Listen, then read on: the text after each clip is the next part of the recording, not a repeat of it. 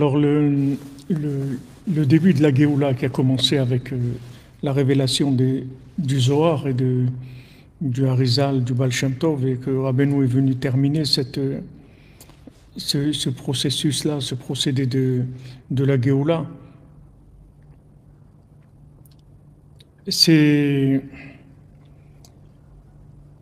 On voit que le Zohar, c'est juste la révélation de l'amour d'Hachem et de l'amour de la Torah et de l'amour des tzadikim.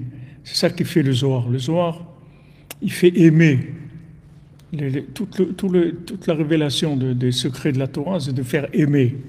C'est de faire aimer quand on révèle la pnimiout, l'intérieur, c'est pour faire aimer. Comme quelqu'un que vous connaissez superficiellement, vous voyez quelqu'un, vous connaissez superficiellement.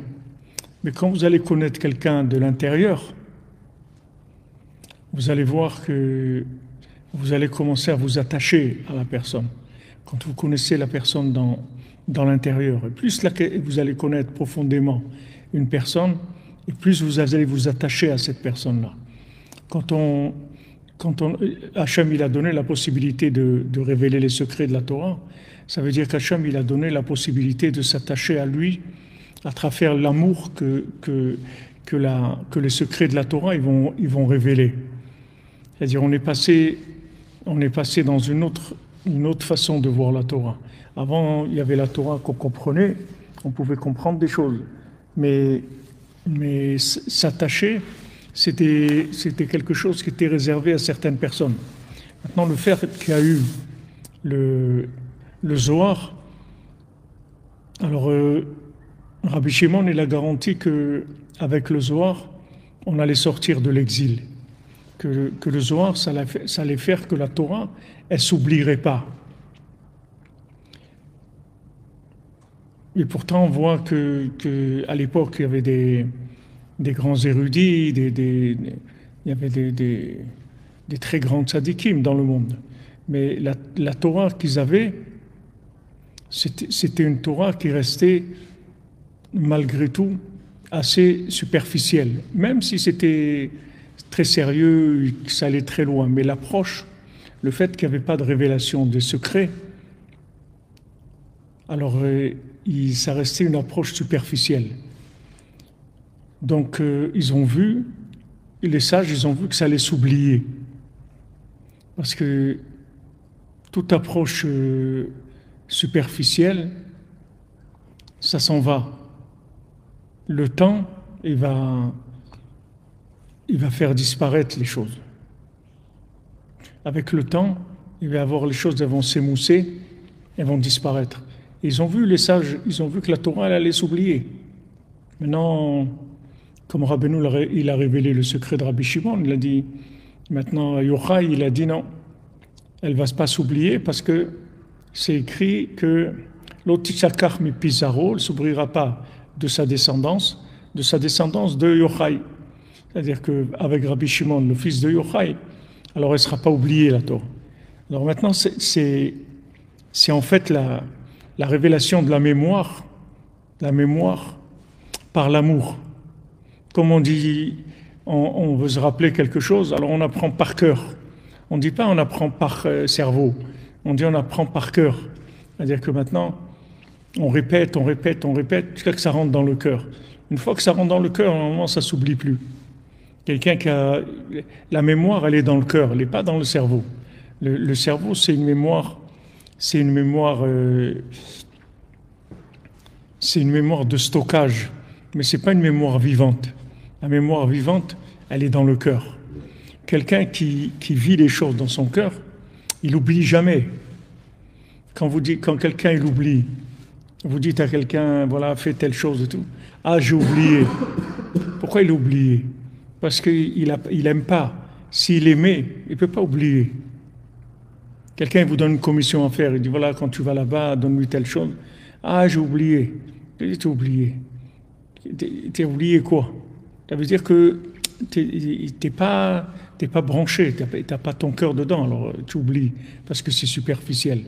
Donc le début des secrets de la Torah, c'est pour ça que ça s'appelle le début de la Géoula. Parce que dès que ça a commencé le Zohar, ça y est, la Géoula a commencé. C'est-à-dire la Géoula, ça veut dire la possibilité d'aimer Hachem. Une révélation d'une Torah qui va faire aimer Hachem. Et en fait, tous les individus sur Terre, c'est la même chose. Si les individus, vous connaissez l'intérieur, alors on aimerait tout le monde. Mais pourquoi il y a des histoires entre les gens? C'est parce qu'on ne connaît que l'extérieur, c'est tout. On ne connaît pas ce qui est l'intérieur de la personne. Si quelqu'un il a la vision de l'intérieur, il aime tout le monde. Vous voyez le tzaddik, il aime tout le monde. Le tzaddik, il n'a pas des gens qu'il n'aime pas. Il aime tout le monde. Pourquoi? Parce qu'il connaît l'âme des gens. Il ne connaît pas le côté extérieur. Le côté extérieur, il peut être en exil, il peut être esclave, il peut avoir de mauvaises habitudes, il peut y avoir beaucoup de choses dans le côté extérieur. Mais dans le côté pénémi, tout le monde est bien. Tout le monde est bien. Il n'y a personne qui n'est pas bien. Pourquoi Hachem il va créer des gens qui ne sont pas bien? Hachem ne crée que des gens bien. Hachem ne crée que du bien. Il n'y a pas des choses qui ne sont pas bien.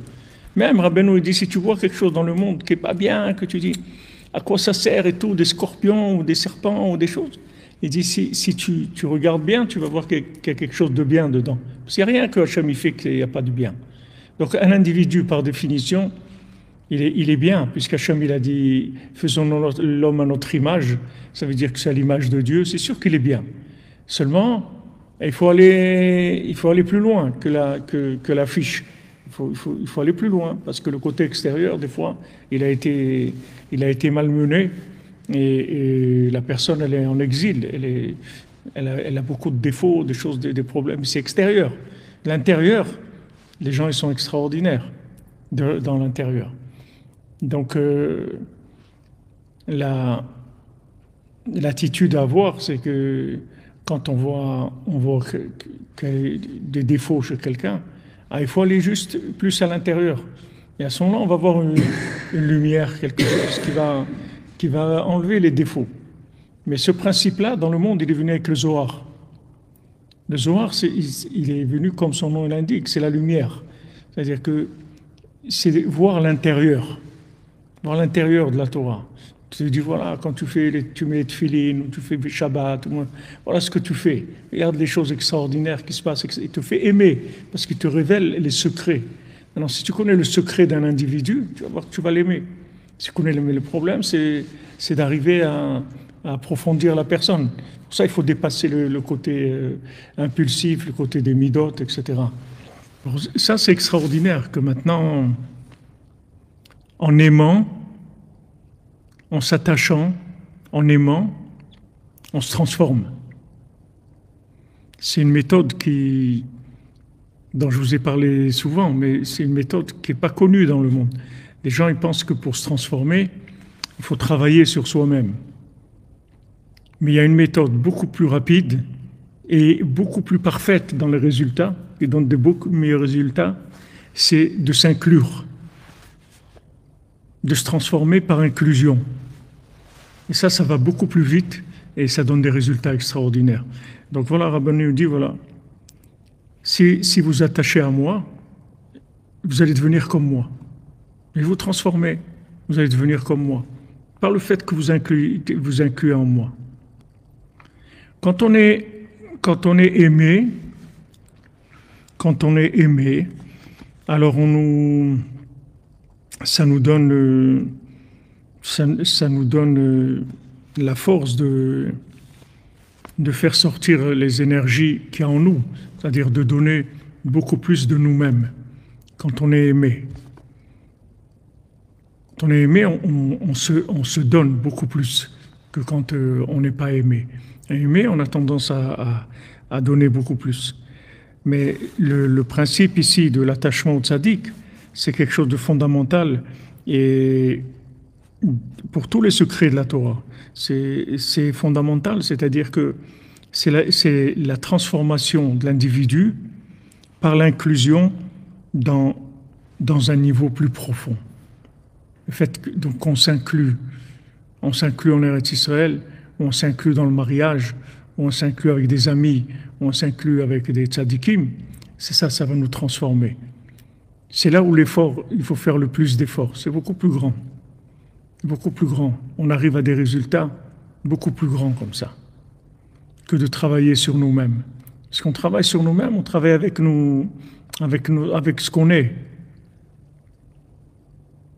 On voit Yoshua Benoun, il est arrivé à des niveaux très grands juste parce qu'il était attaché à Moshe Rabbeinu, c'est tout. C'est la seule chose qu'il avait dans sa vie. Il avait rien de spécial. Juste ça. Ça l'a complètement transformé.